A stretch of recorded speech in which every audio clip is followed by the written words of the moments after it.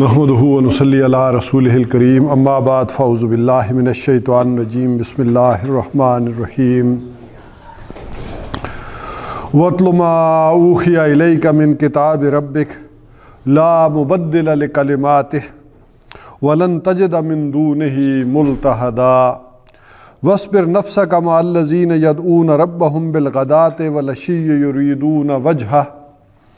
يُرِيدُونَ وَجْهَهُ وَلَا تَعْدُ عَيْنَاكَ عَنْهُمْ تُرِيدُ زِينَةَ الْحَيَاةِ الدُّنْيَا وَلَا تُطِعْ مَنْ أَغْفَلْنَا قَلْبَهُ عَنْ ذِكْرِنَا وَاتَّبَعَ هَوَاهُ وَكَانَ أَمْرُهُ فُرُطًا وَقُلِ الْحَقُّ مِن رَّبِّكُمْ فَمَن شَاءَ فَلْيُؤْمِن وَمَن شَاءَ فَلْيَكْفُرْ إِنَّا أَعْتَدْنَا لِلظَّالِمِينَ نَارًا أَحَاطَ بِهِمْ سُرَادِقُهَا وَإِن يَسْتَغِيثُوا يُغَاثُوا بِمَاءٍ كَالْمُهْلِ يَشْفِي الْوُجُوهَ بِئْسَ الشَّرَابُ وَسَاءَتْ مُرْتَفَقًا إِنَّ الَّذِينَ آمَنُوا وَعَمِلُوا الصَّالِحَاتِ إِنَّا لَا نُضِيعُ أَجْرَ مَنْ أَحْسَنَ عَمَلًا أُولَئِكَ لَهُمْ جَنَّاتُ عَدْنٍ تَجْرِي مِن تَحْتِهِمُ الْأَنْهَارُ يُحَلَّوْنَ فِيهَا من أساور من ذهب ويلبسون ثيابا خضرا من سندس واستبرق متكئين فيها على الأرائك نعم الثواب وحسنت مرتفقا صدق اللہ العظیم رب اشرح لي صدری ويسر لي أمري واحلل عقدة من لساني يفقهوا قولي آمین یا رب العالمین۔ یہ آیات میں نے تلاوت کی زیادہ اس وجہ سے کہ میں چاہ رہا تھا کہ آج اصحاب کہف والے واقعے کو کلوز کر لیں اور پھر اس کے بعد دو باغ والوں کا واقعہ جو ہے وہ آ جاتا ہے۔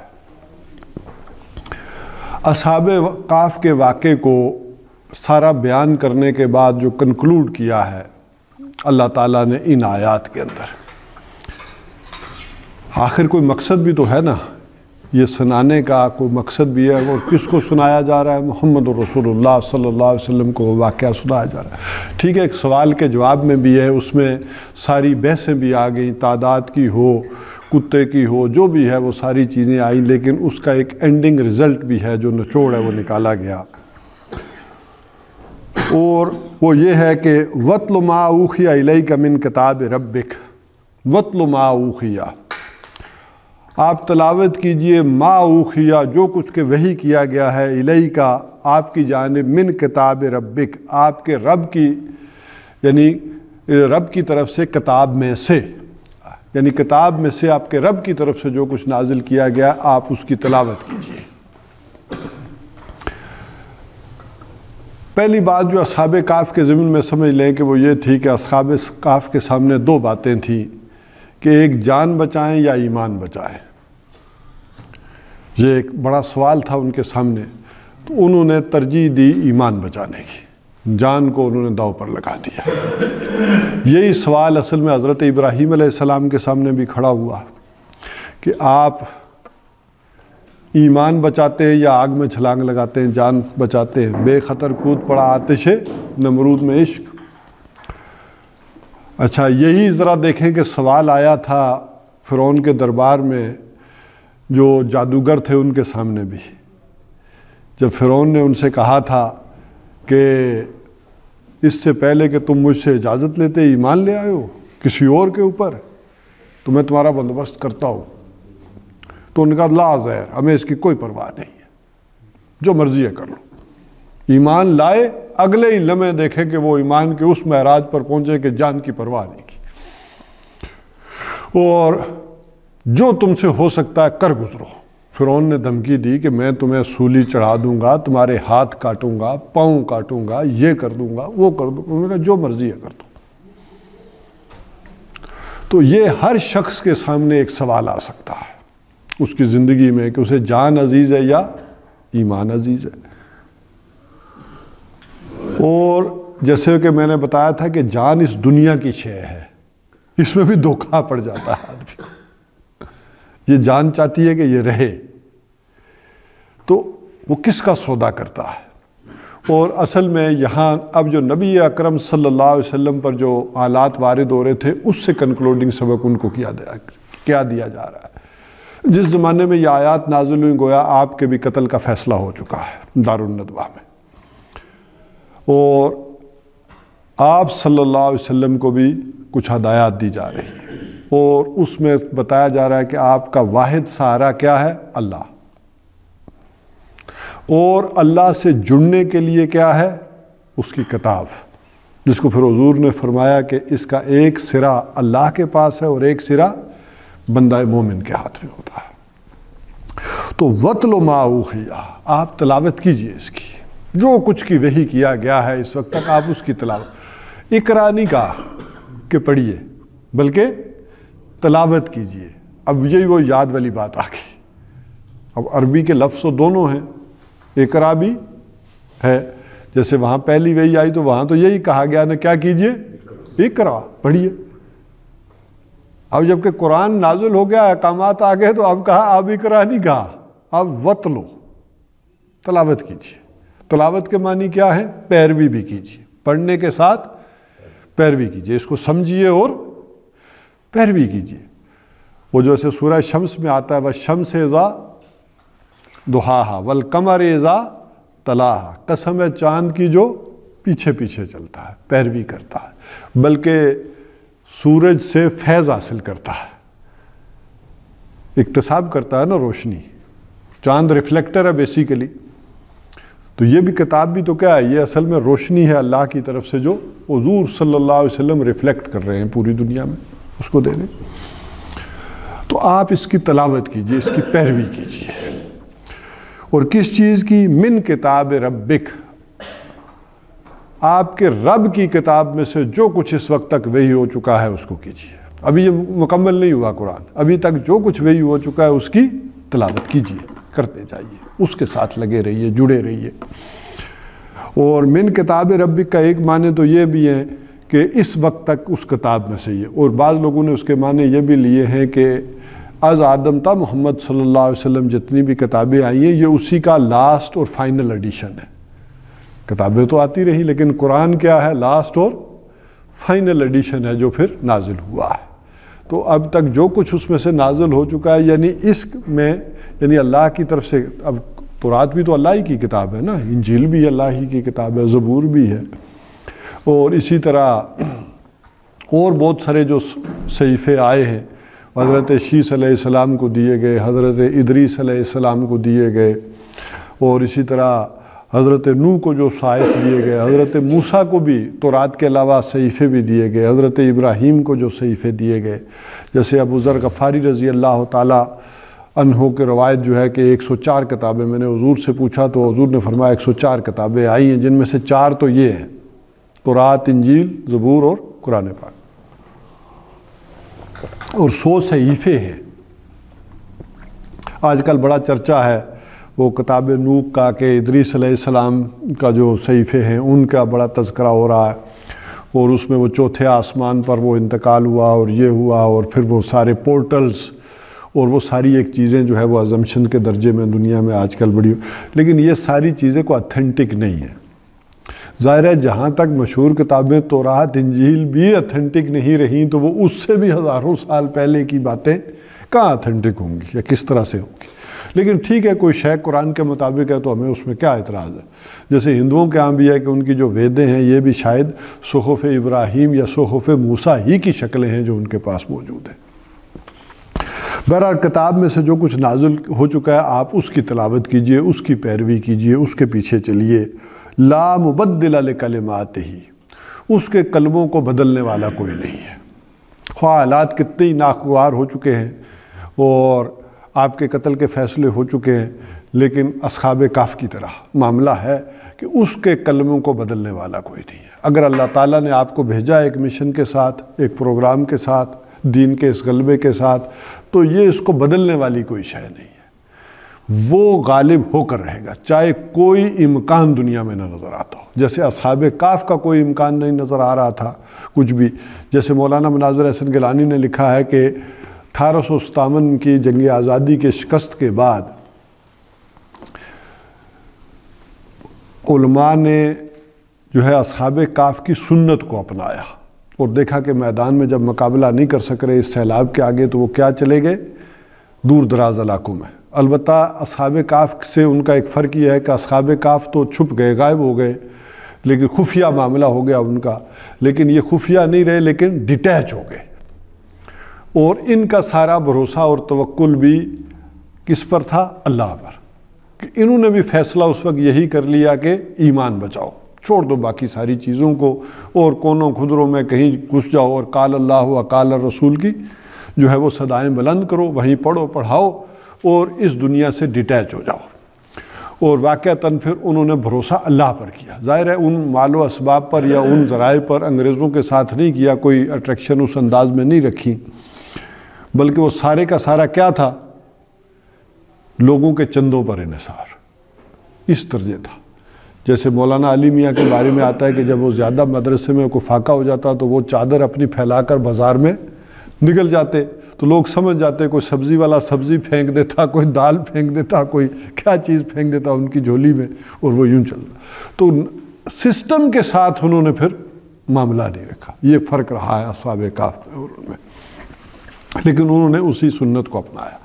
لیکن مسئلہ پھر بعد میں یہ ہوا کہ پھر وہ اس غار سے ابھی تک نکل نہیں پائے، پھر وقت بدلتا بھی ہے اور بھی آ جاتے ہیں دور، تو اس سے نکلنے کا ایک وقت بھی آ گیا تھا، جس کو سید سلیمان ندوی کے جو بیٹے سلمان ندوی صاحب یہاں سیرت کانفرنس میں آئے تو انہوں نے اس بات کو بڑا واضح کیا تھا کہ اب یہ وہ اس دور کے تقاضے تھے، آج کے دور کے تقاضے اور ہیں، اب ہمیں میدان میں نکل کر آنا چاہیے اور پھر اس سارے سسٹم کو کے ساتھ انٹریکٹ کر کے اس کو بھی درست کرنے کی کوشش کرنی چاہیے۔ اب وہ زمانہ گیا۔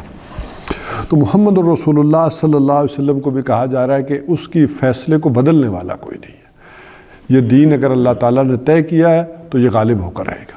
اور یہ دیکھیں، یہ شورٹی اور یقین آپ صلی اللہ علیہ وسلم کو بھی اتنا تھا کہ جب آپ اب تھوڑے عرصے بعد ہجرت بھی کر رہے ہیں تو سراقہ پیچھا بھی کر رہا ہے، تو آپ کہہ رہے ہیں کہ واپس چلے جاؤ، کیا تمہیں کسرا کے کنگن نہ پہناؤں؟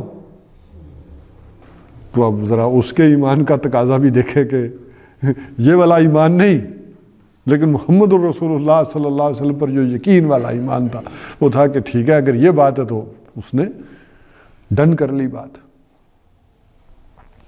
تو اس حوالے سے دیکھیں تو اپنی اپنی جگہ بات آتی ہے۔ ابو جہل بھی کافروں کا بڑا مومن صادق تھا، اگر دیکھیں نا ایمان میں اگر ادھر یہ تھے تو وہ کفر میں بڑا مومن تھا، بڑی جان دی ہے، لڑا ہے آ کر میدان کے اندر۔ تو اس حوالے سے اللہ کی باتوں کو بدلنے والا کوئی نہیں ہے۔ وَلَن تَجِدَ مِن دُونِهِ مُلْتَحَدًا، اور اس کے سوا اب کوئی آپ جائے پناہ نہیں پائیں گے۔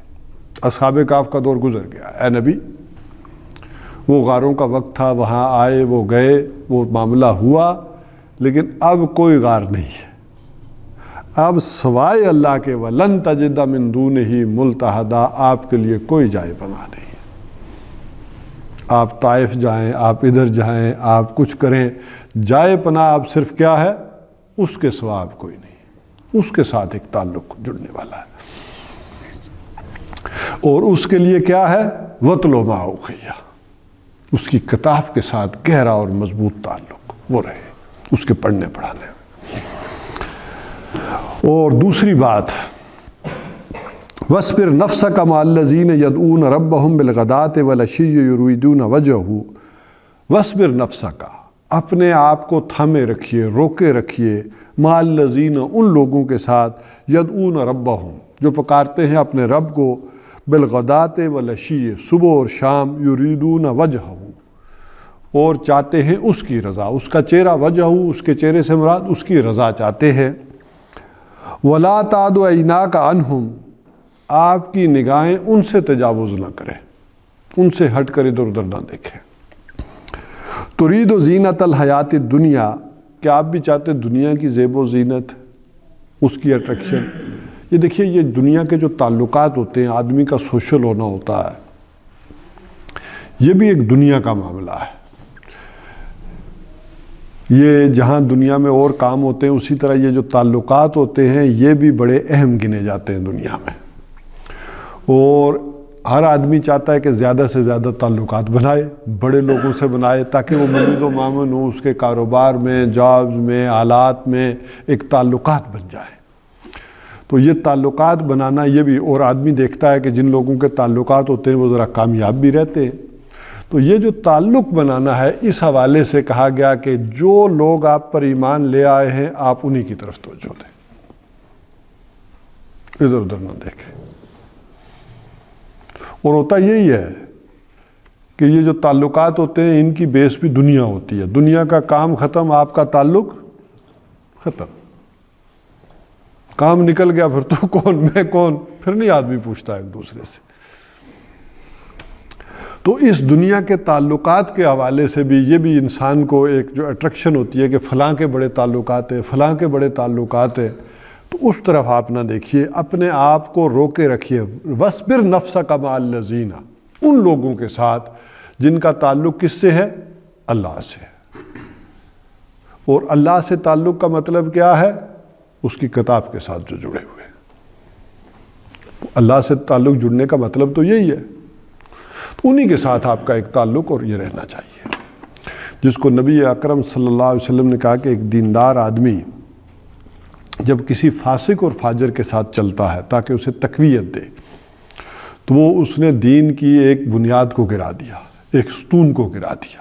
ہم کہتے ہیں نا الصلاۃ و عماد الدین، نماز کیا ہے؟ دین کا، دین کے ایک ستون کو گرایا ہے۔ جو کسی فاسق اور فاجر کے ساتھ، مسلمان کے ساتھ اس کو تقویت دینے کے لیے، اس کی حمایت میں، اس کی تعریف میں اس میں چلتا ہے۔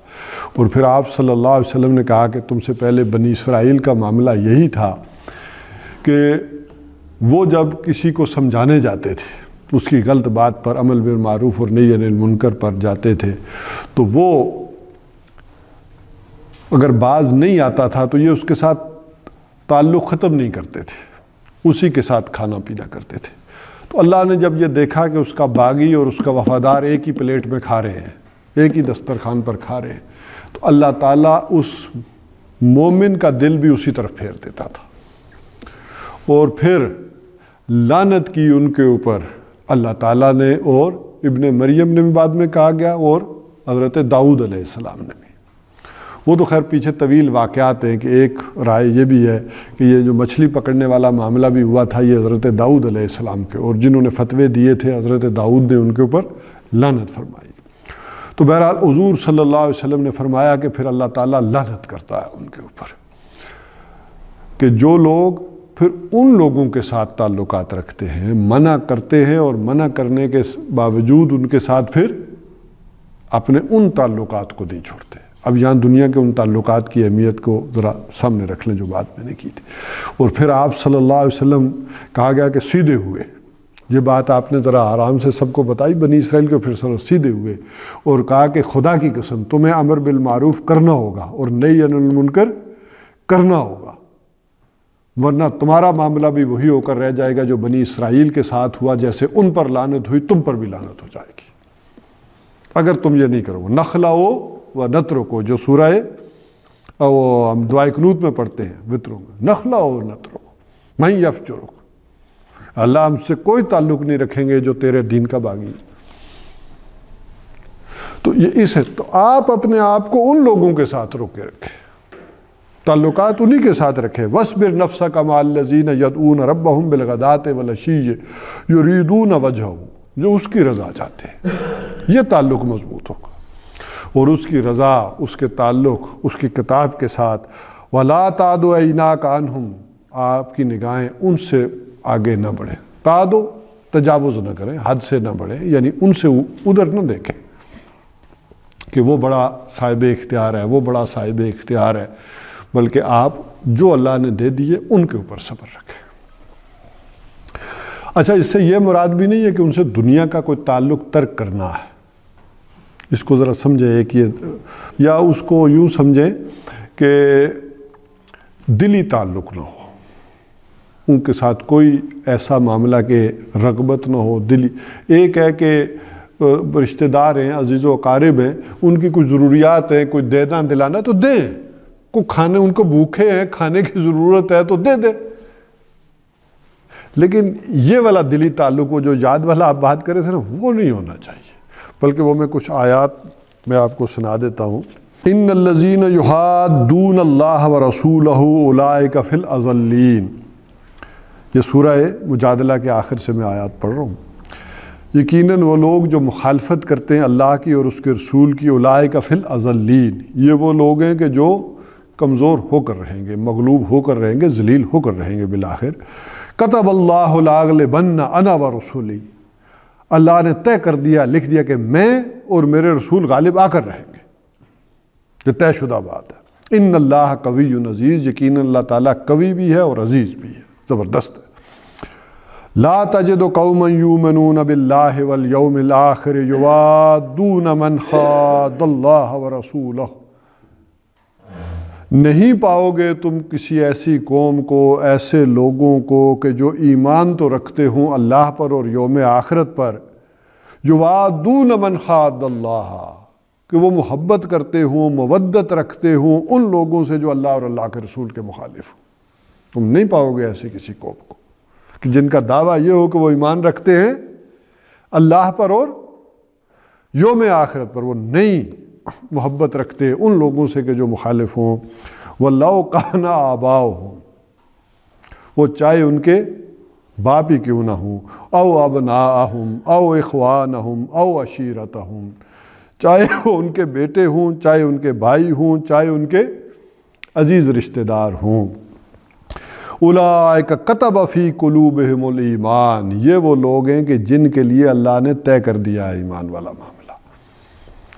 وَأَيَّدَهُمْ بِرُوحٍ مِّنْهُ، اور ان کی تائید کرے گا اپنے خاص فیض سے، خاص روحانی فیض سے ان کی تائید کرے گا اللہ تعالیٰ۔ اب وہ کیا ہے، اس کی اب کوئی وضاحت کرنے کو آسان کام نہیں ہے کہ لا تجد قوما یؤمنون باللہ والیوم الآخر یوادون من حاد اللہ ورسولہ ولو كانوا آباءہم او ابناءہم او اخوانہم او عشیرتہم اولئک کتب فی قلوبہم الایمان وأیدہم بروح منہ، یہ وہ لوگ ہوں گے کہ جن کے دلوں کے لیے اللہ نے ایمان کا معاملہ لکھ دیا، یعنی یہ کوالیفائی کر گئے ایمان کے لیے، ان کے دل میں ایمان ڈلے گا جنہوں نے ترجیح نہیں دی تعلقات کی، چاہے ان کے باپ اور بیٹے اور بھائی اور رشتہ داری کیوں نہ ہو۔ وَيُدْخِلُهُمْ جَنَّاتٍ تَجْرِي مِن تَحْتِهَا الْأَنْهَارُ، اور انہیں داخل کرے گا ان باغات میں جن کے دامن میں ندیاں بہتی ہوں گی، خالدین فیہا رضی اللہ عنہم ورضوا عنہ۔ اب وہ جو ہم کہتے ہیں نا رضی اللہ تعالیٰ، اب وہ یہ دیکھیں یہاں یہ کوالیفیکیشن ہے رضی اللہ تعالیٰ عنہ کی، کہ ترجیح انہوں نے کس چیز کو دی۔ اب وہ میں آتا ہوں ادھر کہ اللہ راضی ہو گیا ان سے اور وہ راضی ہو گئے اللہ سے۔ اولئک حزب اللہ، تو یہ ہے اللہ کی پارٹی، یہ ہے اللہ کی جماعت۔ الا ان حزب اللہ هم المفلحون، تو آگاہ ہو جاؤ کہ یہ جو اللہ کی جماعت ہے یہی کامیاب ہو گئے، دنیا میں بھی اور آخرت میں بھی انہی کی کامیابی ہے۔ اب ذرا اس حوالے سے سمجھ لیں کہ اب یہ جو حضور سے کہا جا رہا ہے یہ عملی نقشہ صحابہ کرام کا ہے، انہوں نے بھی یہی کیا۔ اگر بیٹا تو میری تلوار کی زد میں آ جاتا تو میں نے نہیں چھوڑنا تھا، یہ عملاً انہوں نے پھر کیا ہے کہ ان کی نگاہیں پھر ان کے ساتھ جڑی ہیں جو وہ اللہ والے تھے، پھر وہ عزیزیاں، رشتہ داریاں، تعلق وہ سارے کام نہیں آئے۔ حضرت ابوبکر صدیق کی بیوی بعد میں آئی ہے نا مدینہ، تو حضرت اسماء سے کہا ٹھیک ہے تمہاری ماں ہے، اسے کھلا پلا کر رخصت کر دو، میرا اب کیا تعلق ہے، کوئی کپڑے بھی دے دو، جو دینا دے دو، اچھے طریقے سے رخصت کر دو، لیکن تعلق توڑا ہے۔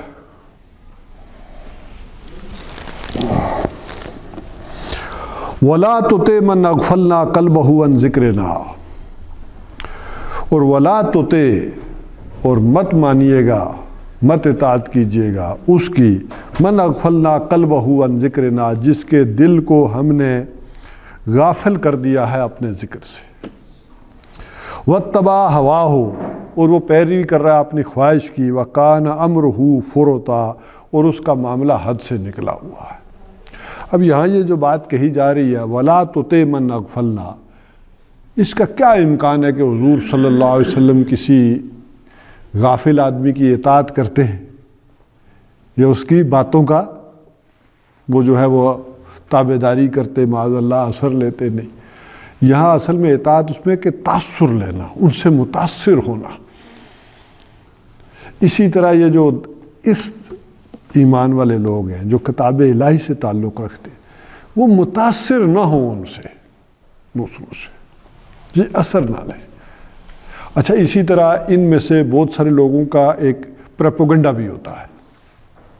بعض لوگ پھر یہ پروپیگنڈا اس طرح شروع، دیکھو نا یہ دیندار ہے، یہ کیسے آدمی ہے، انہوں نے دیندار ہو کر یہ کیا کر دیا ہے، یہ اس کے اہل ہی نہیں ہے درس دے سکے۔ اچھا، وہ پوری غور و فکر رکھ کے ان کا تو پانچا کوئی نیچے لٹک رہا تھا، یہ پروپیگنڈ۔ تو یہاں مسلمانوں سے تو یہ کہا جا رہا ہے کہ اس پروپیگنڈے سے متاثر نہ ہو اور ان کی اس حیثیت سے بھی متاثر نہ ہو، توجہ نہ دیں وہ کیا کہہ رہے ہیں، کس طرح سے کہہ رہے ہیں۔ آخر ذرا ظاہر ہے دیکھیں نا، وہ حضور صلی اللہ علیہ وسلم کے بارے میں پروپیگنڈا تو کر رہے ہیں کہ قریب بات بھی نہ سننا، یہ جادوگر ہے، اس کا دماغ خراب ہو گیا ہے، پاگل ہے، مجنون ہے، کاہن ہے، ایسی اوپر کی باتیں کر۔ ان پروپیگنڈوں سے متاثر ہو تو یہ اسی نئے انداز میں نئی چیزوں کے حوالے سے پھر بھی ہوتے رہیں گے۔ ان کا دماغ خراب ہے، رات کو 4 گھنٹے کرتے ہیں، تراویح پڑھتے ہیں، پر کوئی ہوش مند آدمی تھوڑی کر سکتا۔ تو اب یہاں وہ بات آ گئی ذکر والی۔ اب یہاں ذرا وہ ذکر کو یہاں سمجھیں کہ یہاں اللہ تعالیٰ کس انداز میں کہہ رہا ہے، من اغفلنا قلبہ عن ذکرنا، جس کے دل کو ہم نے غافل کر دیا اپنے ذکر سے۔ گویا یہاں ذکر کہاں کا ہو رہا ہے؟ دل کا، یہ ہے۔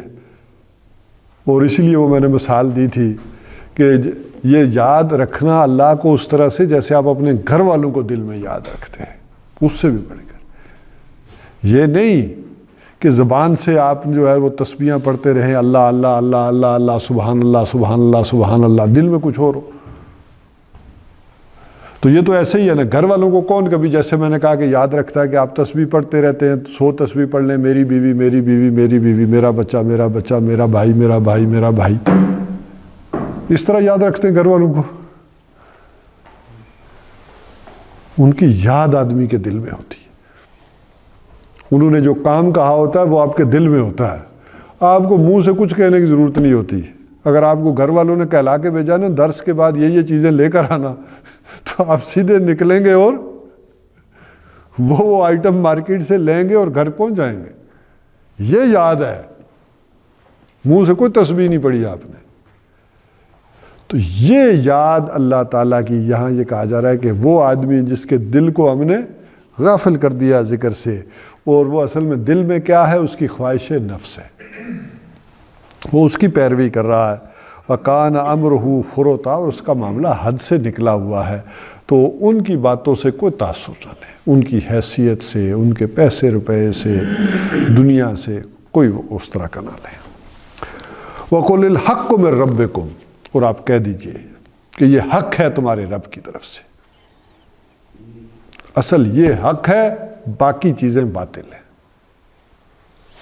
ان کے اندر وہ معاملہ نہیں ہے۔ اصل حق، الحق، کامل حق، باقی میں کوئی ہوگا تو جزوی پرتو ہوگا حق کا، ہدایت کا، کسی انسانی لٹریچر کا۔ اصل الحق، کامل حق تو یہ ہے، فمن شاء فلیؤمن، اب جس کا دل چاہے، جس کی مرضی ہے ایمان لائے۔ زبردستی تو نہیں ہے نا، لا اکراہ فی الدین، جب دین میں آگے پھر زبردستی ہے، لیکن پھر زبردستی ہے کہ نماز پڑھو، اگر دین پہ ایمان لائے تو پڑھو، روزے رکھو۔ اور اس میں بھی دیکھیں کہ دنیا میں سب سے آسان تبلیغ عیسائیت کی، اس کو بھی سمجھ لیں، تبلیغ کو سب سے آسان تبلیغ عیسائیت کی۔ کیوں؟ اس میں نہ کوئی نمازیں ہیں، نہ روزے ہیں، نہ کوئی حج ہے، نہ زکوٰۃ ہے، نہ کچھ ہے ہی نہیں۔ شریعت تو منسوخ کر دی تھی نا سینٹ پال نے، کچھ ٹیمپریری حکم ہے، نظام ہے ہی نہیں۔ صرف کیا کرنا ہے، ایک عقیدہ بدلنا ہے، سب سے آسان۔ عقیدہ بدل لو تم عیسائی ہو، نظام جو مرضی رہے۔ اچھا، اس کے بالکل برعکس دیکھیں، ایک تبلیغ ہے اشتراکیت کی، جمہوریت کی، کمیونزم کی، وہ انقلابی تبلیغ۔ اس میں کیا ہے؟ نظام کو بدلنا ہے۔ جمہوریت لے کے آنی، کیا مطلب ہے؟ نظام کو بدلنا ہے۔ کمیونزم ہے، نظام کو بدلنا ہے۔ اشتراکیت تھی تو کیا ہے؟ کمیونزم، اشتراکیت، بلکہ ایک ہی بات ہے، نظام کو بدلنے کی طرف۔ آخر یہ جو بھی کامریڈ وہ تھے نا، جو روس میں انقلاب آئے تو وہ جو تھے سارے آپس میں کمیونزم کے پیروکار یا کمیونزم کے چاہنے والے کمیونسٹ، وہ سارے کہلاتے تھے کامریڈ۔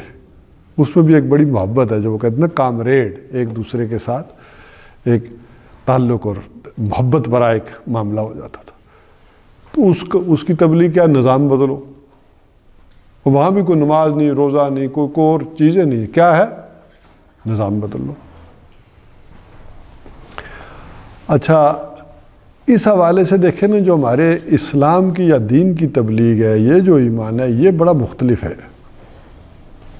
یہ نہ عیسائیت کی تبلیغ ہے کہ محض عقیدہ بدل لو، اور نہ یہ محض نظام کی تبدیلی والی بات ہے، بلکہ یہ دونوں ہیں۔ اسلام میں یہ دونوں چیزیں آ کر جمع ہو جاتی ہیں۔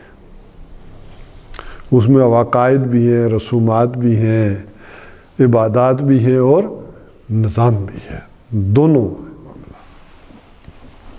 تو بہرحال فمن شاء فلیؤمن، اب جس کا دل چاہتا ہے، جو چاہتا ہے ایمان لے آئے، فمن شاء فلیکفر، اور جس کا دل چاہتا ہے وہ انکار کر دے، کفر کر لے۔ الحق یہ ہے نبی، یہ کتاب ہے۔ اب دیکھیں کہ اصحاب کہف کے واقعے کے بعد سارا جو نچوڑ جو نکالا جا رہا ہے وہ کیا ہے؟ یہ کتاب، کہ کوئی اور جائے پناہ نہیں ہے، یہی جائے پناہ ہے نبی، یہ کتاب۔ آپ کا تعلق کتاب والوں سے ہو، انہی کے ساتھ صبر کیجئے۔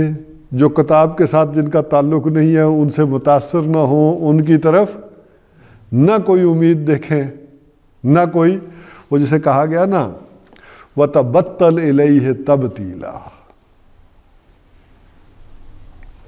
سورہ مزمل میں آتا نا، ابتدائی صورتوں میں سے، یا ایھا المزمل قم اللیل الا قلیلا نصفہ او انقص منہ قلیلا او زد علیہ ورتل القرآن ترتیلا۔ وہاں بھی اس قرآن کے پڑھنے کے بعد مقصد کیا بتا، کیوں کیجئے اے مزمل صلی اللہ علیہ وسلم، کیا کیجئے؟ رات کو کھڑے رہا کیجئے، نصفہ، آدھی رات، او انقص ہو، یا اس سے تھوڑا سا کم، او زد علیہ، یا اس پہ تھوڑا سا زیادہ۔ اب ذرا اس کو تشریح کریں، رات کے قیام کی کیا ہو رہی ہے یہاں پہ۔ اگر دن اور رات ہم مکس بھی کریں تو آئیڈیل یہی سچویشن ہوتی ہے آج کل جیسے چل رہی ہے کہ 12 گھنٹے کا دن، 12 گھنٹے کی رات۔ تو اگر 12 گھنٹے کی رات ہے تو نصف کتنا ہوا؟ 6۔ تو اس میں سے تھوڑا سا کم کر لیں تو 4 یا 5، زیادہ سے زیادہ 4 ہی، یا اوزد علیہ 7 یا 8۔ تو یعنی نصاب یہ بن جاتا ہے کہ میکسیمم 8 اور منیمم 4۔ تو اس کو یوں بھی کیا جا سکتا ہے کہ سردیوں کی راتوں میں تو 8 گھنٹے اور گرمیوں میں 4 گھنٹے۔ یہ نصاب ہے قیام اللیل کا جو وہاں دیا جا رہا ہے۔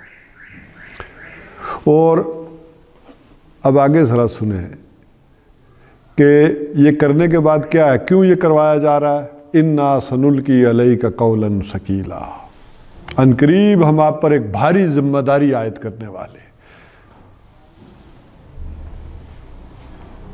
اس بھاری ذمہ داری کے لیے، ادا کرنے کے لیے یہ ضروری ہے۔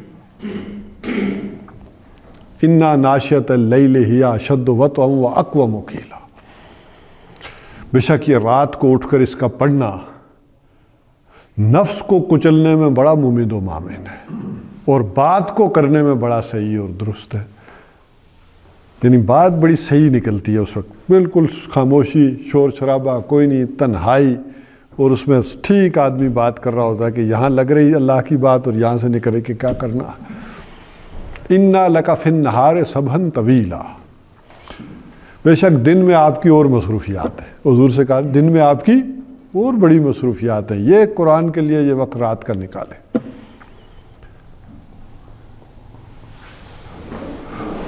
اور کیا کیجیے، اپنے رب کو یاد کیجیے۔ وَاذْكُرْ رَبَّكَ، وہ کیا ہے جی، اِنَّا سَنُلْقِي عَلَيْكَ قَوْلًا ثَقِيلًا اِنَّا نَاشِيَةَ اللَّيْلِ هِيَ أَشَدُّ وَطْئًا وَأَقْوَمُ قِيلًا اِنَّا لَكَ فِي النَّهَارِ سَبْحًا طَوِيلًا وَاذْكُرِ اسْمَ رَبِّكَ وَتَبَتَّلْ إِلَيْهِ تَبْتِيلًا۔ اب یہاں وہ بات آ گئی، اپنے رب کو یاد کیجئے اور سب سے بے خوف ہو کر اور بے امید ہو کر۔ اب یاد کے ساتھ یہ بھی ہے وَتَبَتَّلْ إِلَيْهِ تَبْتِيلًا، کسی سے کوئی امید نہ ہو اور کسی سے کوئی ڈر بھی نہ ہو، بے خوف ہو کر اور بے امید ہو کر اس کو یاد کیجیے، یہ ہے وہ بات۔ تو بہرحال جو بات آ رہی تھی وہ اس میں کہ اب کسی کی مرضی ہے کہ کیا کرتا ہے وہ، تو اس میں کہہ رہا تھا کہ اصل شے ہے اصحاب کہف کے واقعے سے جو نچوڑ نکالا وہ یہ تھا کہ اللہ کا تعلق ہی اب بچائے گا تمہیں اس دنیا میں، اور وہ تعلق ہے اصل اس کتاب کے ساتھ جڑ جانا۔ بار بار اس کا ذکر آ رہا ہے کہ اس کتاب کے ساتھ جڑے۔ اور اِنَّا أَعْتَدْنَا لِلظَّالِمِينَ نَارًا، اور ہم نے تیار کر رکھا ان ظالموں کے لیے آگ کو، أَحَاطَ بِهِمْ سُرَادِقُهَا، اس کی لپٹیں ان کا گھیراؤ کیے ہوئے ہیں، نظر نہیں آ رہی ہے لیکن اصل میں تو وہ آگ ہے جو ان کا گھیراؤ کیے ہوئے ہے، جو اس سے کنارہ کش ہو رہے ہیں، بھاگ رہے ہیں۔ وہیں یستغیثوا یغاثوا بماء کالمہل، اور جب یہ وہاں استغاثہ کریں گے، فریاد کریں گے، اور کس کی؟ یغاثوا بماء کالمہل یشفی الوجوہ، تو انہیں اس استغاثے کے نتیجے میں پانی دیا جائے گا بماء کالمہل، ایسے جیسے کھولتا ہوا تانبا ہو۔ ظاہر ہے پانی تو 100 پہ کھول جاتا ہے نا، تانبا اس سے کہیں زیادہ ٹمپریچر پر کھولے گا، تو جس سے یشفی الوجوہ، جس سے چہرے جھلس جائیں، منہ نہیں کہا، یعنی وہ اتنا ٹمپریچر ہوگا کہ پہلے ہی اگر وہ پانی ابھی ہونٹوں تک لانے سے منہ نہیں جلے گا بلکہ چہرہ جھلس کر رہ جائے گا، اس قدر وہ ہیٹ اپ ہوگا معاملہ۔ بئس الشراب، تو کیا ہی برا پینا ہے، وساعت مرتفقہ، اور کیا ہی بری جگہ ہے جائے آرام کے اعتبار سے۔ انسان ساری زندگی محنت اور جد و جہد کر کے کہیں کنارے لگتا ہے کہ کوئی آرام ہوگا، تو کیا یہ آرام ہوا؟ اس کے برعکس ان الذین آمنوا وعملوا الصالحات، یقیناً وہ لوگ جو ایمان لائے، جنہوں نے نیک عمل کیے، انا لا نضیع اجر من احسن عملا، تو ہم ان کے اجر کو ضائع نہیں کریں گے۔ وہ لوگ جو ایمان لائے اور جنہوں نے عمل صالح کیے، انا لا نضیع، ہم نہیں ضائع کریں گے اجر من احسن عملا، جس کسی نے بھی اچھا عمل کیا ہوگا ہم اس کے اجر کو ضائع۔ لہذا یہ کوئی خیال اپنے گرد نہ آنے دینا کہ پتہ نہیں کیا ہوگا آخرت میں، جنت ملے گی بھی یا نہیں ملے گی، ہوگا کیا۔ ہم نے اپنے کیریئر یوں ہی تج دیے، اپنی نوکریاں داؤ پر لگا دیں، اپنے کاروبار جو ہے وہ ختم کر دیے، اور یہ سارا کر لوگوں نے بیوقوف بھی کہا، پتہ نہیں آخر میں کیا ہوگا۔ تو یہ جو کچھ سارے یہاں عمل صالح ہے کیا ہے نا، سن 9-10 میں عمل صالح کیا ہے؟ یہی قربانی دینی ہے نا ان ساری چیزوں کی۔ یہ جو پیچھے سے سارا آ رہا ہے کہ اپنے تعلقات کس کے ساتھ رکھیں، اور وہ جو ساری سوشل چیزیں ہیں، کیسے آدمی اجنبی، حضور نے کہا نا جو دین پر عمل کر رہا تھا وہ کیا ہو رہا تھا؟ اجنبی ہو رہا تھا۔ تو جنہوں نے اپنے کیریئر تج دیے، ظاہر ہے اس معاشرے میں بھی تو ایک اپرچونٹیز تھی نا آگے جانے کی، کاروبار کی تھی. اب ظاہر ہے خباب ابن ارتھ ذرا اندازہ کرے نا ان کے ساتھ کیا ہوگا. پہلا معاملہ معاشی بائیکاٹ تو یہ تم ایمان لے آئے ہو, ہم تم سے اپنے ہتھیار ہی نہیں تیز کروائیں گے. کاروبار گیا کہ نہیں. اور جو بڑے چودھری تھے انہوں نے کہا کرنی پڑیں گی, معاوضہ نہیں ملے گا. ہتھیار تو تم ہی تیز کرو گے لیکن معاوضہ نہیں ملے گا. ایسے ہی کرنی پڑیں گے کیونکہ تم ایمان لے آئے, اور زیادہ مانگے تو کوئلوں پہ لٹا دیا کہ نہیں. تو اس حوالے سے کہ یہ دل میں خیال نہ آنے دینا کہ ہم نے اگر سارا کچھ چھوڑا ہے محمد رسول اللہ صلی اللہ علیہ وسلم کے کہنے پر تو یہ کوئی سراب نہیں ہے, کوئی دھوکہ نہیں ہے. اپنے اللہ تعالیٰ تمہارے اعمال کو ضائع نہیں کرے گا یہ جو تم نے قربانیاں دی ہیں اس راہ میں. اولئک لہم جنات عدن, یہ وہ لوگ ہوں گے کہ جن کے لیے وہ رہائشی باغات ہوں گے, ریزیڈینشل گارڈن. اصل میں ہوتا یہ ہے کہ یہ انسان کی فطری خواہشیں ہیں. آپ نے دیکھا ہوگا کہ آپ نوکریوں میں مصروف ہیں تو جب آدمی ریٹائر ہوتا ہے تو کہتا ہے کہیں فارم ہاؤس ہو, اور تنخواہوں پینشنوں پہ تو نہیں بن سکتے نا, اوپر کی آمدنی سے ہی بنتے ہیں. جنہوں نے ہاتھ مارے وہ تو جزیرے لینے کے چکر میں بھی چلے گئے دور دور تک. تو اس لحاظ سے میں سمجھتا ہوں آپ ذرا شریف قسم کے لوگ ہیں. تو ایک خواہش ہوتی ہے آدمی کہ وہ ذرا فارم ہاؤس ہو, وہی کوئی گائے ہو, بھینس ہو, مرغیاں ہوں, 2-4 ہوں, کوئی چیزیں ہوں. یہ نیچرل ہے نا, آدمی کی فطرت اس طرف جاتی ہے کہ وہاں جاؤں اور ذرا وہ سارا ماحول ہو, یہ آدمی پسند کرتا ہے. تو اب ذرا آپ نے یہ ساری نوکری کس کی اللہ کی. تو جب آپ ریٹائر ہوئے تو اب وہ فارم ہاؤس آپ کو مل رہے ہیں جو آپ کی نیچرل خواہش تھی, وہاں پر پہنچایا جا رہا ہے آپ کو. یہاں تک کہ اس چیز کو ذرا سینس کریں اور سمجھیں کہ جس کو نبی اکرم صلی اللہ علیہ وسلم سمجھا رہے ہیں کہ آخری جنتی سے مراد یہ کہ دوزخ میں ایک تو جنہوں نے ہمیشہ جلنا ہے سو جلنا ہے, آخری آدمی جو سزا پا کر جس نے جنت میں جانا,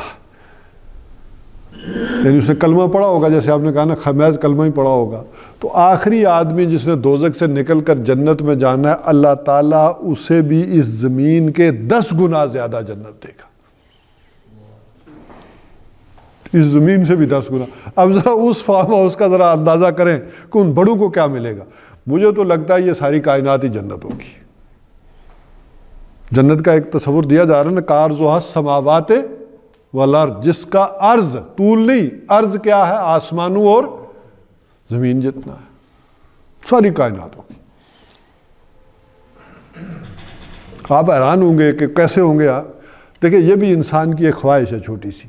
انسان لگا ہوا ہے کہیں زندگی کے آثار مل جائیں, کسی سیارے پر مل جائیں, کوئی آکسیجن مل جائے, کہیں جا کر کسی دوسرے سیارے پر کوئی رہائش والا معاملہ ہو سکے. تو اس طرح پاسبل نہیں ہے, بہت ساری مجبوریاں ہیں, اور اگر ہوگا بھی تو بڑا کاسٹلی ہوگا. لیکن اب اس کو پچھلی بات سے جوڑ لیں جو میں نے کہی تھی, سمجھ میں آنی مشکل ہو رہی تھی کہ ہمیں اور جسم ملیں گے اسی جیسے, لیکن جسم اور ہوں گے, جس میں نے کہا کہ وہ کنزیوم بھی ہو جائے گی ساری چیز, پسینے میں نکل جائے گی, وہ بول و براز سے بھی آدمی بری ہوگا. اچھا یہاں تو 2 قدم ہم نہیں اٹھا سکتے, 1 پاؤں اٹھا سکتے ہیں, دوسرا مجبور اتنے ہیں. اچھا ہو سکتا ہے وہ جسم ایسے ہوں کہ ہم اڑتے پھرے ساری دنیا میں, اس سیارے پر جا رہے ہیں, اس سیارے اور وہاں آکسیجن کی ضرورت ہی نہ ہو. ذرا تصور کر, میں کہہ رہا ہوں سینس کر, تصور کر, آکسیجن جو اس زندگی اور اس جسم کی ضرورت ہے وہاں وہ رہے ہی نہ, اور اس جسم کی وہ ضروریات ہوں جو اس وقت پورے کائنات کے اندر ہے, جو لاکھوں سالوں سے اللہ ڈیولپ کر رہے ہیں, وہ ضروریات بن جائیں ان چیزوں, اور ان تک رسائی بڑی آسانی ہو, اور کوئی ٹکٹ کٹانے کی بھی ضرورت نہ ہو آنے جانے کی. آج کل تو لوگ حضور صلی اللہ علیہ وسلم کو بھی ٹکٹ بھیجتے رہتے ہیں نا تو ٹھیک ہے, وہاں کسی ٹکٹ کی بھی ضرورت نہ ہو, جیسے اللہ نے وہ بلا لیا معراج پر, گئے کہ نہیں ایک رات میں, ذرا اس تصور کو ذہن میں لائیں جیسے حضور سے وہ گئے 7 آسمانوں تک. تو جب وہ چیزیں انسان کو عطا ہو جائیں تو ذرا اس زندگی کا اور اس جنت کا اور اس کائنات کا ذرا تصور کریں، اس سے ایک اندازہ ہوگا. ہماری سوچ تو بڑی محدود ہے، لیکن کچھ تخیل کریں گے تو پھر اندازہ ہوگا. اولئک لہم جنات عدن، یہ وہ لوگ ہوں گے کہ جن کے لیے وہ رہائشی باغات ہوں گے. من تحتہم الانہار، جن کے دامن میں ندیاں بہتی ہوں گی. یحلون فیہا من اساور من ذہب، اور وہاں انہیں پہنائے جائیں گے سونے کے کنگن. سونا یہاں حرام، اس کی خاطر چھوڑا، تو وہاں کیا پہنایا جائے گا؟ سونے کے کنگن پہنائے جائیں گے. وَيَلْبَسُونَ ثِيَابًا، اور وہاں انہیں پہنائے جائیں گے کپڑے. خضراً، ریشم کے. من سندس واستبرق، یعنی گاڑی ریشم کے بھی، موٹی ریشم کے بھی، اور باریک ریشم کے بھی. یہ پاسبلٹی ہے کہ ہو سکتا ہے کہ شلوار ذرا موٹی ریشم کی ہو، کرتا ذرا باریک ریشم کا ہو، اور یہ بھی ہو سکتا ہے کہ گاؤن شاؤن ہو، باقی ذرا باریک سے ہوں، اوپر ہوں. تو اس طرح کا معاملہ ہو سکتا ہے. متکئین فیہا علی الارائک، اور وہ بیٹھے ہوئے ہوں گے تختوں کے اوپر. اچھا، آج کل ہم وہ تختوں کے اوپر بیٹھے ہوتے ہیں تو ذرا تصور چلا جاتا ہے کوئی ریل کے تختے ہوں یا تھڑے بار ہوں. ان تخت، یہ تخت سے مراد وہ تخت ہیں تخت طاؤس. غوری صاحب نے شاید دیکھا ہو انگلینڈ میں، ایران میں. تو وہاں کون سا ہے وہ؟ وہاں بھی تو ہے نا وہ ٹیپو سلطان والا، اس کا بھی تو مشہور تخت وہاں ہے انگلینڈ میں، ایران میں. تو وہ جو یعنی اعلیٰ جہاں بادشاہ لوگ بیٹھتے تھے، ان تختوں کے اوپر بیٹھے ہوئے ہوں گے. نعم الثواب، تو کیا ہی اچھا بدلہ ہے. وہ حسنت مرتفقہ، اور کیا ہی اچھی ہے آرام کے اعتبار سے جگہ. تو اس انجام کو دیکھنا ہے یا دوسرے انجام کو دیکھنا؟ اس انجام کو دیکھنا ہے، اس انجام تک پہنچنا ہے، تو اس انجام تک پہنچنے کا ذریعہ اللہ کی کتاب اور اس کی ہدایات کے اوپر عمل پیرا ہونا ہے. تو یہ ہے اصحاب کہف کے واقعے کے اوپر کنکلوڈنگ ریمارکس جو اللہ تعالیٰ نے دیے ہیں محمد رسول اللہ صلی اللہ علیہ وسلم کو، اور اس وساطت سے ہم تک یہ جو پہنچے. اس کے بعد پھر واقعہ بدل جاتا ہے، دوسرا واقعہ پھر شروع ہو جاتا ہے. یہ 12 رکوع ہیں، لیکن ابھی تک ہم نے 4 رکوع کا مطالعہ کیا ہے. اصحاب کہف تفصیل